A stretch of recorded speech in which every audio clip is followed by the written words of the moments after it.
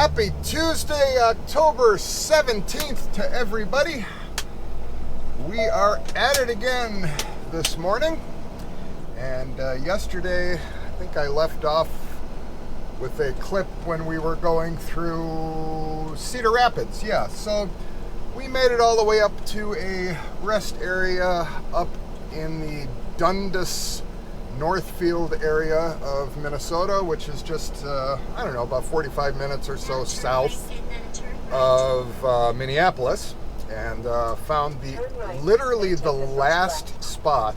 I had my fingers crossed pulling in there and was fully expecting to have to go through the rest area and like get to the exit ramp and then back up and back into the car section. Because I've done that before. There's a way you can kind of slither your way in there and find parking in the car side of it, because the car side is huge and it doesn't need to be. So you can tuck a few trucks in there without impeding any of the car drivers. But didn't have to do that. Got a space, and so we're just now leaving this receiver from the shipment I picked up yesterday. And we just got that offloaded, and I didn't turn the cameras on at all on the trip up here because, frankly, I was feeling like death warmed over. I have no idea what the hell is going on, but man, I woke up feeling like absolute dog shit, and just couldn't get my ass out of bed. I am just absolutely exhausted for some reason, and just not feeling good. So I think I might have something brewing. Yeah, it feels like, you know, that kind of sick kind of body achy kind of, you just want to crawl under the covers and die kind of feeling. Yeah, that. So unfortunately, that's another part of life, right? And it's also a part of trucking. When you're on the road and you get sick, it sucks because you don't have a bathroom. You're not home. You're in the truck. You're working, and the truck is home. So at least there's that. So it's not all that bad, but you got a lot to do between the driving and navigating and all that stuff, which requires an extreme amount of attention. Because driving one of these things is not like driving your car, although of course you should be paying attention in a car as well, but the orders of magnitude increase dramatically as your vehicle gets bigger. And when you drive a truck, if you take your attention away from that road for even 1 second, you're drifting onto a shoulder or, God forbid, into another lane. So you just can't do it. It requires a lot of paying attention and concentration. So anyhow, not to go off on that tangent, I'm sorry, I'm a tangent person. Made it up here, and very good people here, very nice, got me offloaded quick, so that's great. And I had sent my rock star dispatcher.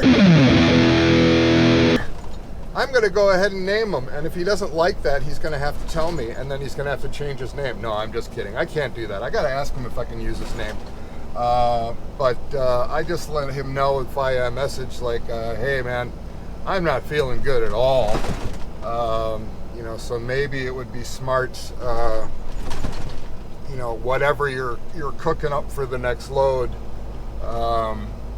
maybe it would be a good idea to just, if there is something that is heading in the direction of the terminal, as opposed to going somewhere out in Iowa or Missouri or Kansas or, North Dakota or something like that, maybe it would be a good idea just to route me towards, in the direction of the terminal, just in case, if this gets worse, I'd rather not be out in the middle of nowhere. And so he was all over that. He was just like, absolutely, no problem.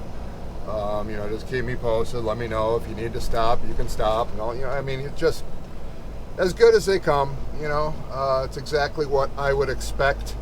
None of this, push through it, asshole. Just keep, actual concern for a human being. So that's kind of a nice thing. And, you know, my thing is that, yeah, I can push myself. I've got no problem doing that. You know, I'm ex-military and I've been through a lot of crap in my life. You know, I'm fully prepared or able to push through just about anything as long as I'm not losing consciousness. I'm good. You know, I can still perform whatever I need to do. But with driving a truck, it gets a little bit more complicated than that, because, you know, it's a safety thing. You know, if you're not feeling 100%, at some point, you need to have the responsibility and the maturity to realize that, you know, you could potentially be a danger, because you're not at your sharpest, and that's the time when you need to park, because really, really bad things can happen if you don't. So I'm not at that point yet. I'm actually feeling just a tad better than I was this morning, thank God, because I was going through the darkness of Minneapolis like getting cold sweats, and it was pretty cold, and I had the windows down and stuff just trying to get air. God, I hate being sick. So hopefully that was just a fluky, weird, rough morning, and it's gone away and done its thing and will leave me alone now. That's my hope, but we'll see. Anyway, he was able to find me a load that is picking up not too terribly far away, and it is going to Romeoville. So that's a great thing. Go ahead. After a quarter of a mile, thank you. US. Yeah, so I'll go pick this up. The shipper is just a little bit west of Minneapolis, which is great. And we'll go grab this, and then it delivers in Romeoville tomorrow. So that's perfect. I can grab this and I can just run and shut down and deliver it tomorrow and see how I feel. So anyway, that's it for now. No, that wasn't the lane. That was a crack in the cement. Oh, I tell you what, these sensors. It's all about safety, and all they do is just like aggravate you. So, yet another one of those things that in theory it sounds great, but in actual practice, it's actually annoying you more than it's helping you. Anyhow, I need to concentrate now to get through the Minneapolis area here and get in the right lane and all that good stuff. More later.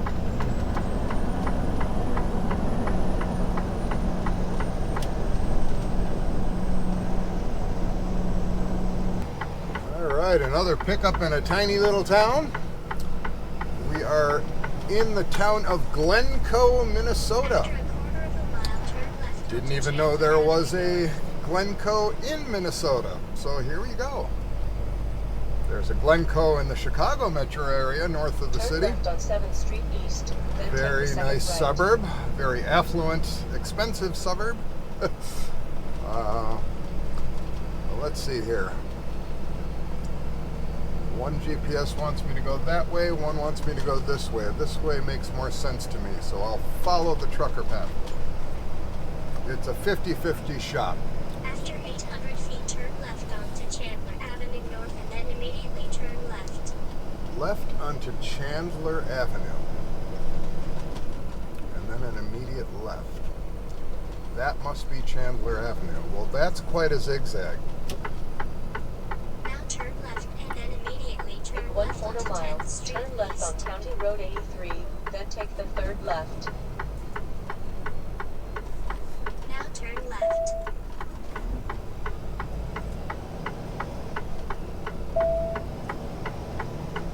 No trucks. Dead end. After 700 feet, turn left onto Armstrong Avenue North and then you will reach your destination. Yeah. Well, that was the wrong way to go. So let's get her spun around.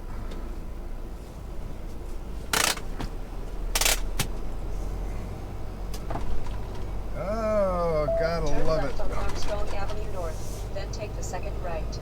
Then we'll make sure we don't rip our shit apart. We can go down that curb.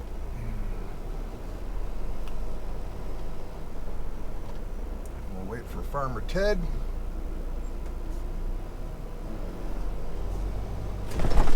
Kaboom.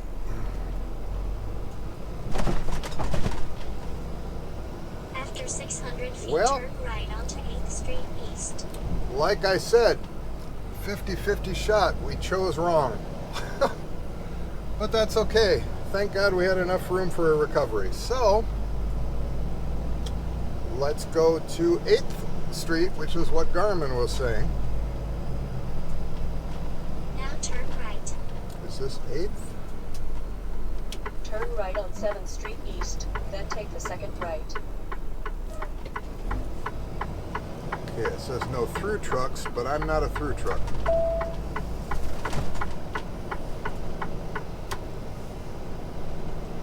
After 600 feet, turn right onto Armstrong Avenue North, and then you will reach your destination. Thank you. Yeah, so this is what it's like, guys. You come to these small towns that you've Turn never left been to on before, Armstrong Avenue North, then take the first right. and they often have at least one big old plant like this.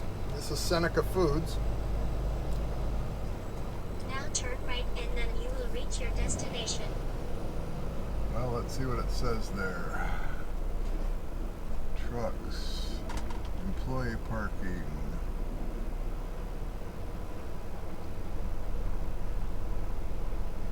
Frozen. No, we're not frozen. Okay, good that I saw that. We don't have a reefer.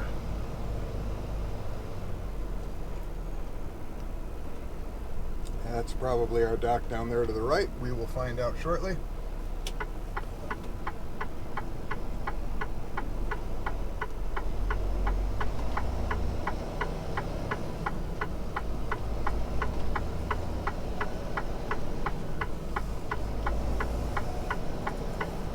After 400 feet, you will reach your destination.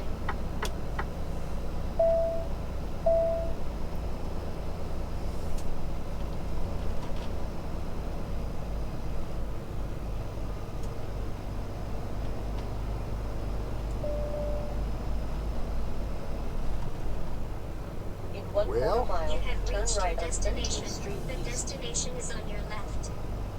Yeah, but where the hell can I go?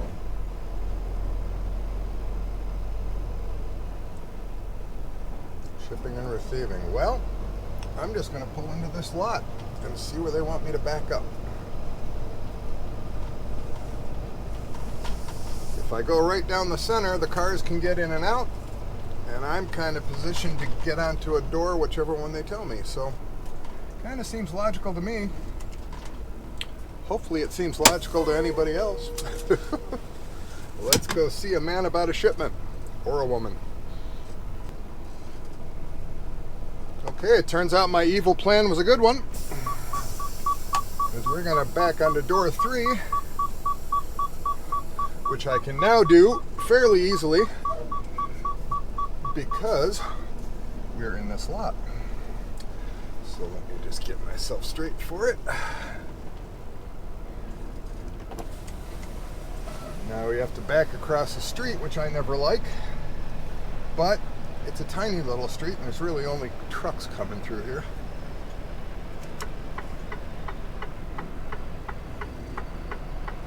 So the trick to this is just go super slow when you get to the street, so that anybody coming can see there's a truck backing up.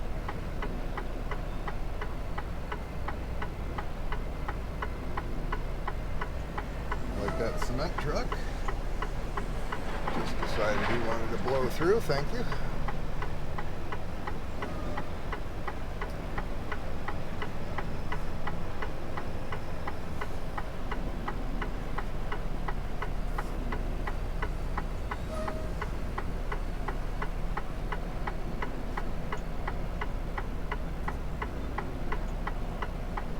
Alright, they can see a trailer now.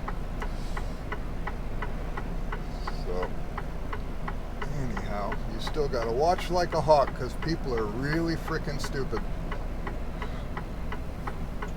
And they'll just pull right in front of that trailer.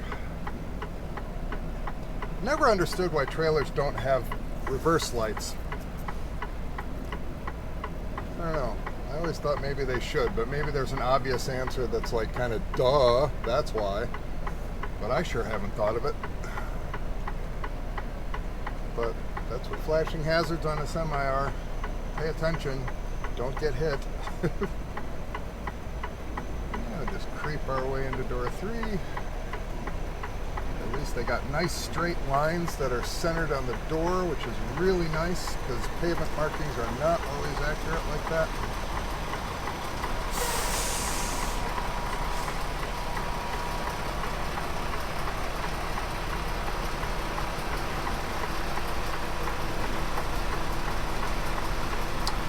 Gotta pull my tandems forward because I have a feeling this is juice.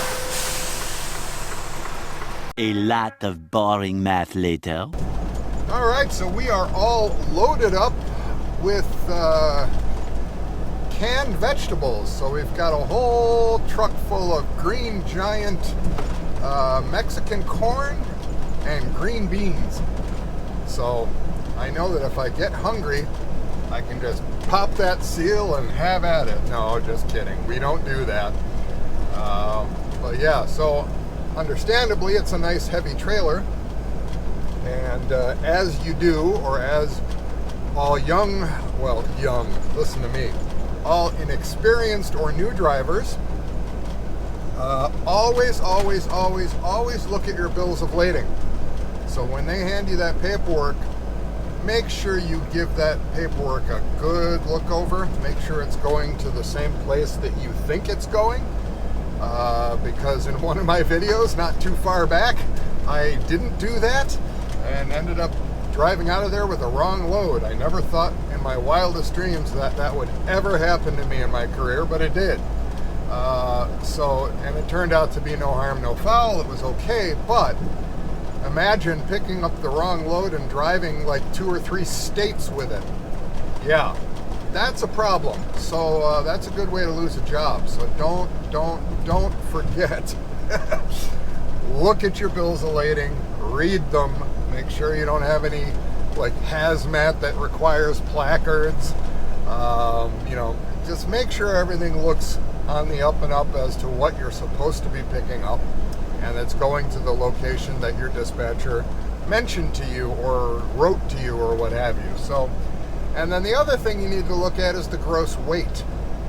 And my general rule is that, since the trailer tandems have a maximum legal allowance of 34,000 pounds, the drive wheels, the drive axles on the tractor also combined legal limit of 34,000. So that's 34 and 34 front to back. So once I get to a shipment that's over 35,000 pounds, I generally speaking will always scale it. The only time I don't is if I'm really familiar with the shipment. If it's a regular customer and they have the same loads all the time and they load it the same way all the time, I will probably not scale it then, because I know. I just know from the last load, and I give it a look before I close the doors and put the seals on it, that it's loaded the same way. So, but otherwise, I check those weights, and that's especially important if you're crossing state borders, because what do you get when you cross a border between states? You get weigh stations. They're almost always there to greet you as you come into the state. Now, whether it's open or not, that's another issue. But you have to assume that they're going to be open, because the one day that you go, they're always closed at that one anyway, I'll be all right, I don't have time for it, I don't want to, blah, blah, blah. Well, that would be the one time where they are open, and bam, you've got a nice, expensive ticket and a blemish on your record, which also can affect your earning potential for a while. So, take it from your Uncle Dirk, scale your darn loads. It only takes a little bit, and it can save you a whole hell of a lot of money and hassle and time. Now, I've gotten really good at eyeballing a trailer and at least knowing if it's in balance. I can tell by the way the trailer sits. I can tell by the bulge in the tires. I'm pretty accurate with gauging and kind of feeling out,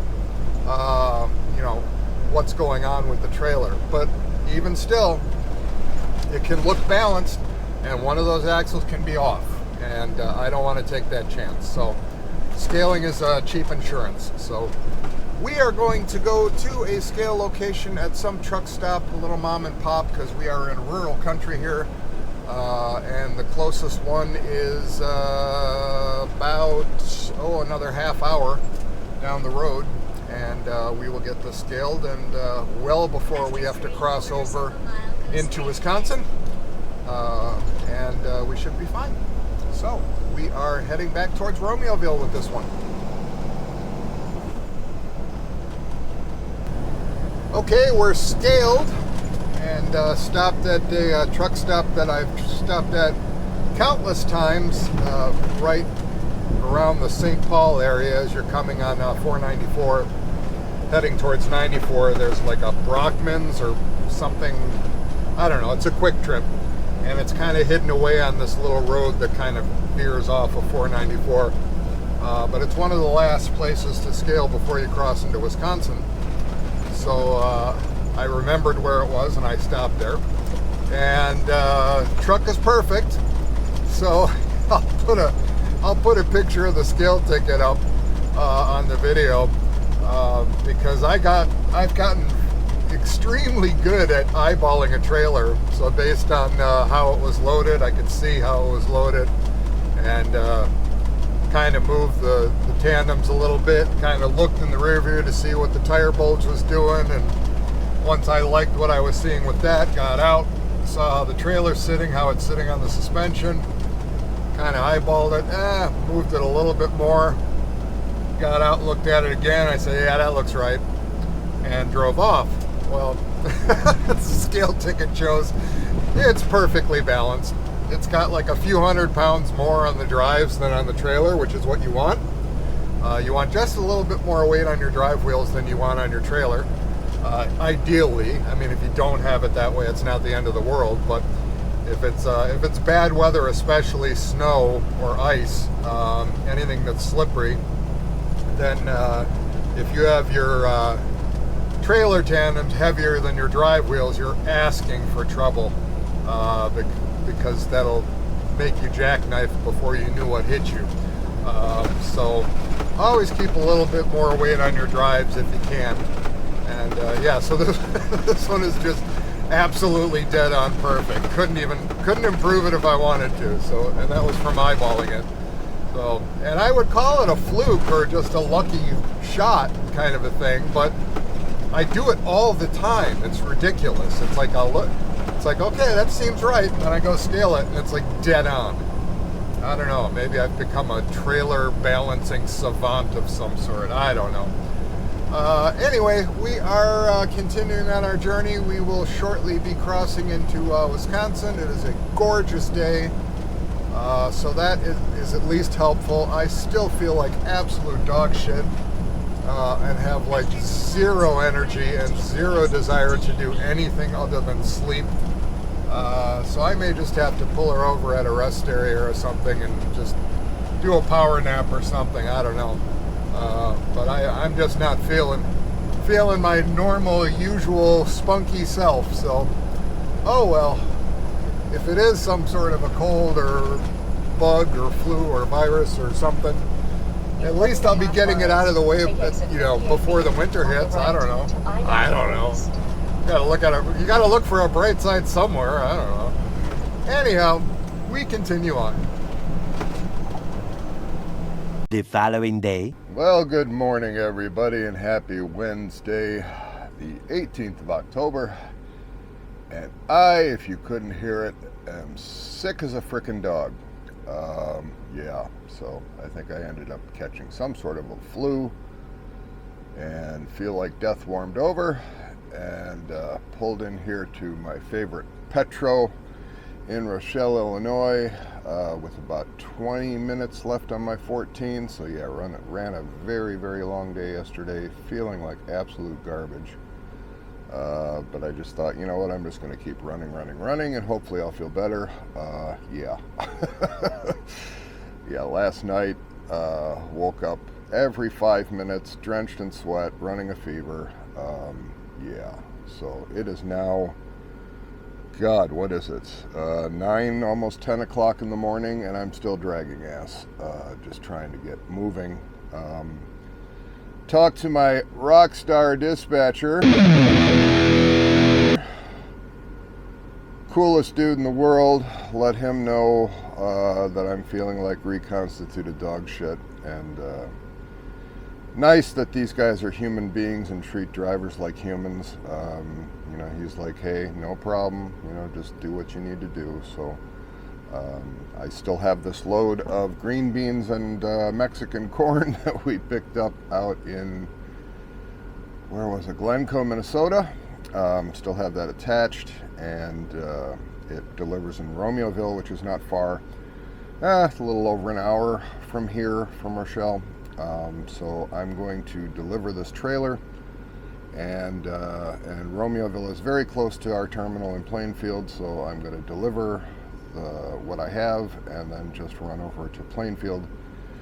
I'm going to park this beautiful truck, I'm going to get in my car, and I'm going to go home and crawl into bed and die.